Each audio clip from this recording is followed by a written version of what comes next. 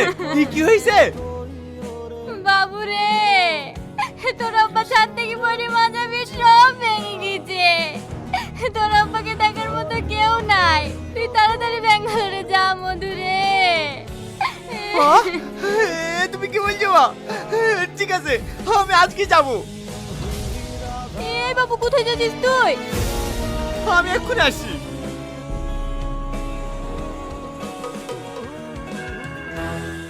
Hello, আজকে বাবু তোমার খোঁজে ব্যাঙ্গালোরে যাচ্ছে।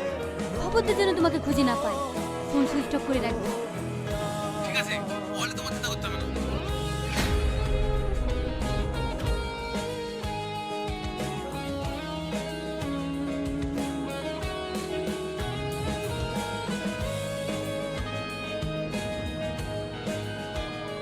এত তাড়াহুড়ো করে ডাকলে আর তোমার মুখটা এত শুকনো লাগছে কেন?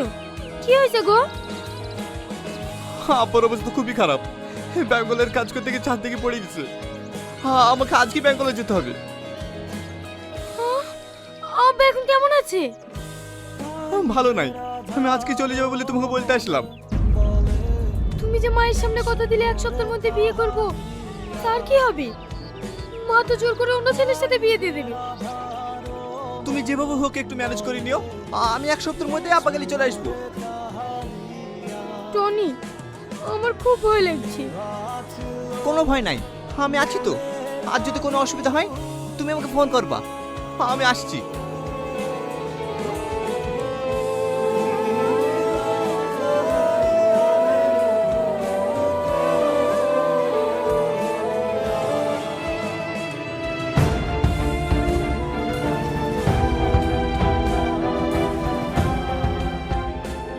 হ্যালো, হ্যাঁ বলো।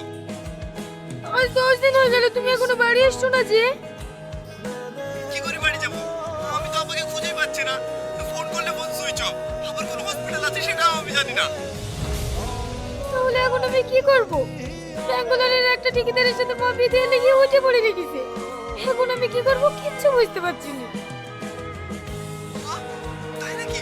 ঠিক আছে, তুমি দ্রুত ম্যানেজ করো। আমি আসছি। এই ছুরি, তুই কার সাথে কথা বলছিস? কই না তো। আমাকে মিথ্যে কথা বলছিস? দেখি মোবাইল। ধনীকে ফোন করছি।